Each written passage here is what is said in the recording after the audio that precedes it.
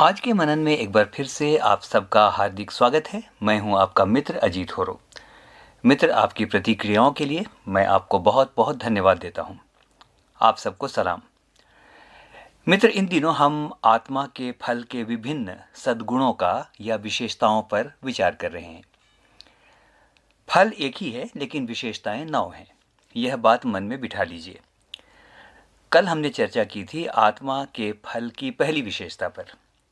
तो आज बारी होगी आत्मा के फल की दूसरी विशेषता पर चर्चा करने की। लेकिन चर्चा से पहले एक बात हमेशा याद रखिए, यहाँ आत्मा का फल लिखा है, लेकिन इसका अर्थ मनुष्य की आत्मा से नहीं है। ये पवित्र आत्मा का फल है। आइए अब चलते हैं चर्चा में। ओके, आत्मा का फल के गुण गलातियों 5 उसके 22 और 23 में इस प्रकार से दर्ज किया गया है। मैं 5 का 22 पढ़ूंगा और ये प्रतिदिन मैं इस पद को पढ़ूंगा। पर आत्मा का फल प्रेम, आनंद, मेल और धीरज, अकृपा, भलाई, विश्वास योग्यता, नम्रता और संयम है। मित्र, कल हमने प्रेम पर चर्चा की थी। आज हम दूसरी विशेषता यानी आनंद पर चर्चा करेंगे। आनंद से क्या तात्पर्य है? एक सवाल उठता है, क्या मतलब है आनंद का? क्या वह आनंद जो क्षणिक होता है, या क्या वह आनंद जो अपने प्रियों या अजीजों से मिलने पर होता है? क्या वह आनंद जो किसी द्रव्य के लेने से होता है, या वो आनंद जो अच्छा धन, विजय, अच्छे स्वास्थ्य और अच्छे वर्तमान और अच्छे भविष्य की निश्चितता से होता है? नहीं मित्र, बिल्कुल नहीं, क्योंकि ऐसा आनंद तो संसार में हर व्यक्ति को मिल सकता है। ऐसा आनंद तो उन्हें भी है जो प्रभु से अपरिचित हैं। ऐसा आनंद तो संभव है कि आज है और कल को ना हो, पल में तोला और पल में माशा।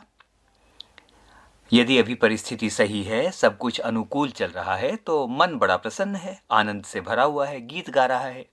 लेकिन अभी परिस्थिति पलटी तो सारा आनंद भी गायब। किसी ने अच्छा कह दिया प्रशंसा में 2 शब्द तो बड़े आनंदित हैं, अब बुरा कह दिया तो खिन्न हो गए।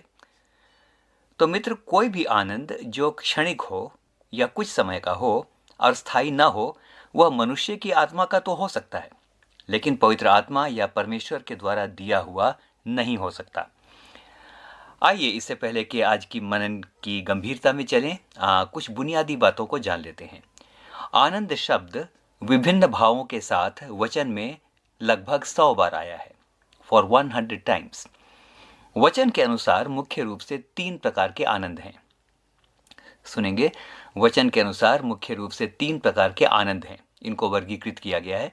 पहला, पाप करने से मिलने वाला आनंद। ओके, पाप करने से मिलने वाला आनंद। दूसरा, धर्म के काम करने से मिलने वाला आनंद। और तीसरा, जो अंतिम है, धार्मिकता से मिलने वाला आनंद। मित्र, धर्म के काम करने से भी आनंद मिलता है, लेकिन वचन के अनुसार यह आनंद परिपूर्ण नहीं है, क्योंकि धर्म का कार्य करके संभव है कि हमारे मन में पुण्य प्राप्त करने या कमाने का लोभ पैदा हो जाए, और लोभ एक मनोविकार है, तो ये एक परिपूर्ण आनंद नहीं हुआ। हम जिस आनंद की चर्चा करेंगे वह है धार्मिकता द्वारा उत्पन्न होने वाला आनंद। जिस आनंद की हम चर्चा कर रहे हैं मित्र, वो पवित्र आत्मा की ओर से है, वो पवित्र आत्मा का फल है। तो उसमें एक विशेषता होगी, उसमें स्थायित्व ही नहीं, अनंतता भी होगी। यशायाह 51 उसके 11 में लिखा है, यहोवा या परमेश्वर के छुड़ाए हुए लोग लौटकर जय जयकार करते हुए सियोन में आएंगे और उनके सिरों पर अनंत आनंद गूंजता रहेगा। मात्र आनंद नहीं है यहाँ पर, अनंत आनंद। अनंत का अर्थ अक्षय भी होता है, यानी जो कभी खत्म नहीं होता या अक्षुण्ण रहता है। संपूर्ण वचन में यह एकमात्र पद है जिसमें आनंद के साथ अनंत भी जुड़ा है। तो पवित्र आत्मा अनंत है, इसीलिए उसका फल मात्र क्षणिक आनंद नहीं होगा। वो आनंद तो होगा, लेकिन उसमें अनंतता रहेगी, वह मात्र सांसारिक नहीं हो सकता। मित्र, यहाँ एक बात स्पष्ट करना जरूरी है कि आनंद का अर्थ यहाँ पर हंसना, मुस्कुराना, हमेशा प्रसन्न रहना और हर समय ही करना मात्र नहीं है, ये बिल्कुल नहीं है। मेरे विचार से यदि हम आनंद को पवित्र आत्मा के फल के रूप में देखें तो यह एक ऐसा आनंद होना चाहिए जो जीवन की हर परिस्थिति में बना रहे। कठिन से कठिन और दुखदाई से दुखदाई परिस्थिति में भी इसका अस्तित्व बना रहे। तब तो आत्मा के द्वारा उत्पन्न आनंद हुआ। इस आनंद का लक्षण यह होना चाहिए कि कोई भी परिस्थिति क्यों ना हो, कितनी भी आलोचना हो, कितना भी अपमान हो, कुछ भी क्यों ना हो, मन के किसी न किसी कोने में यह हमेशा विद्यमान रहे और उसे हर समय अनुभव भी किया जा सके। आइए आज 3 ऐसे उदाहरण देखें जो सचमुच आत्मा के फल के आनंद को बड़ी सजीवता से बताते हैं या परिभाषित करते हैं। चलिए मैं सबसे पहले एक पद को कोट करता हूं।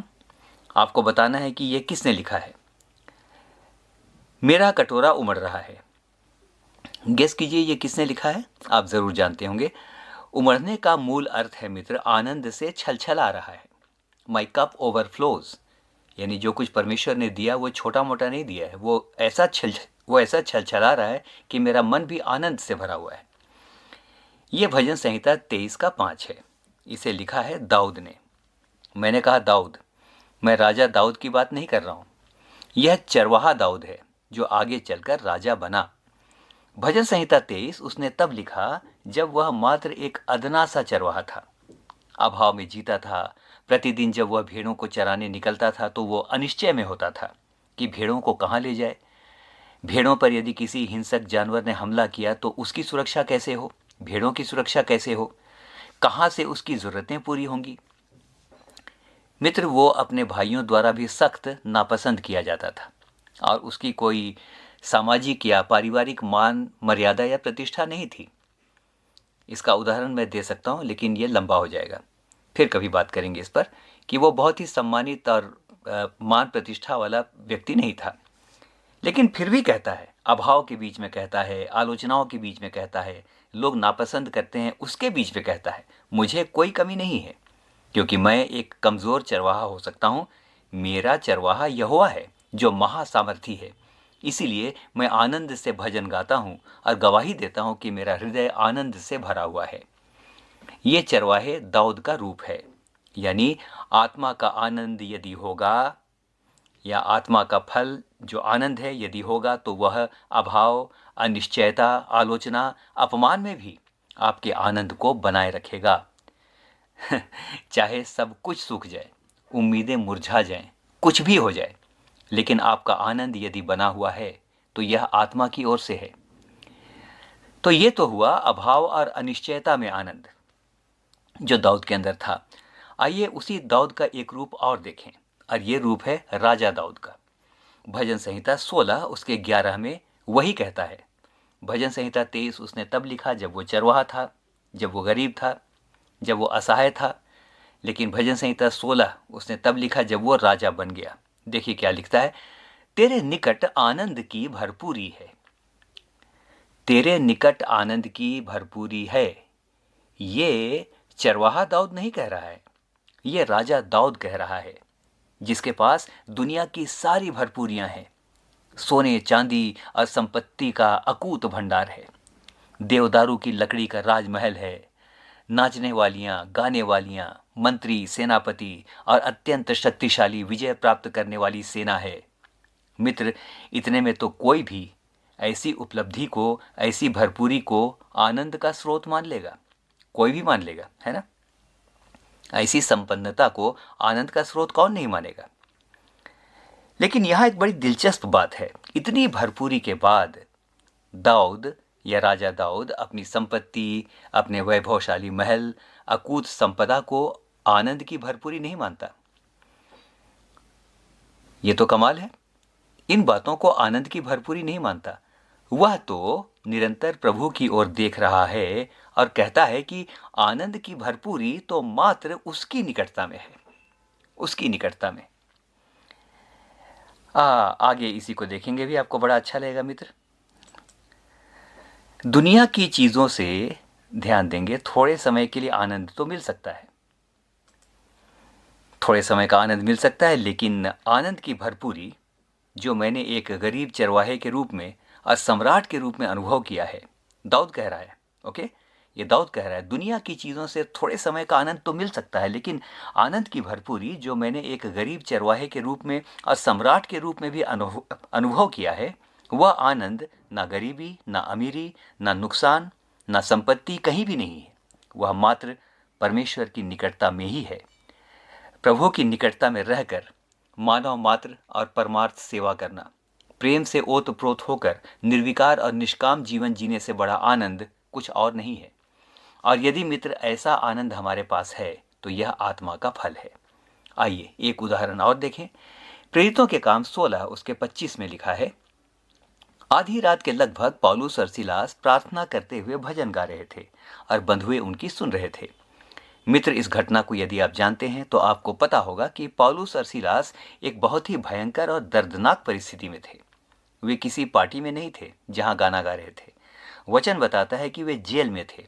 उनकी सार्वजनिक रूप से बहुत बुरी तरह से पिटाई हुई थी, अपमान हुआ था, हाथ पांव काठ में ठोंक दिए गए थे और उन्हें जेल खाने में बंद कर दिया गया था।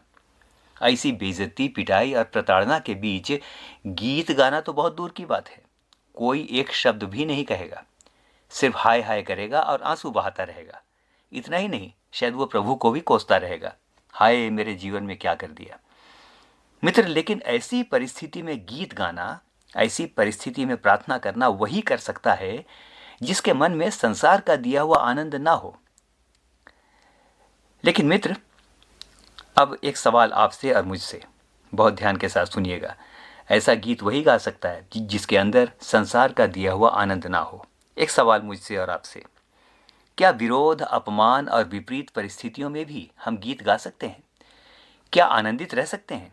यदि गा सकते हैं, हर परिस्थिति में यदि हम धन्यवादी जीवन जी सकते हैं, 2 रुपये और 2 करोड़ के बीच, शानदार महल और झोपड़ी के बीच, भीड़ और अकेलेपन के बीच, यदि हमारा मन इनसे प्रभावित न होकर प्रभु में आनंदित है, तो यह आनंद आत्मा का फल है।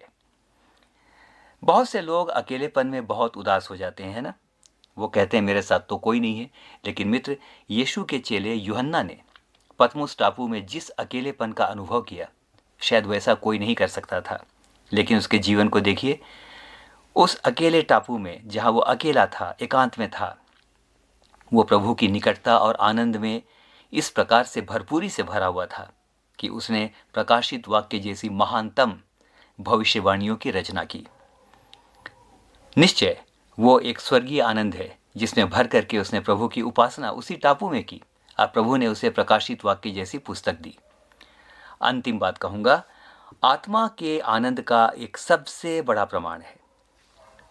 सुनिएगा, आत्मा के आनंद का एक सबसे बड़ा प्रमाण यह है कि किसी को देखकर आपको चिढ़ नहीं लगती है, यानी आप खिसिया नहीं जाते हैं किसी को देखकर, और आप अपने अकेलेपन में भी आनंदित रहते हैं। अकेलेपन में भी आनंदित रहना और किसी को देख करके खिसिया नहीं जाना, हर कंडीशन में आनंदित रहना, ये आत्मा का फल है। और यही आत्मा का फल का दूसरा सद्गुण है। आइए प्रभु से प्रार्थना करें कि अपने स्वर्गीय आनंद से हम में से एक एक को भर दे। आमीन और फिर से आमीन।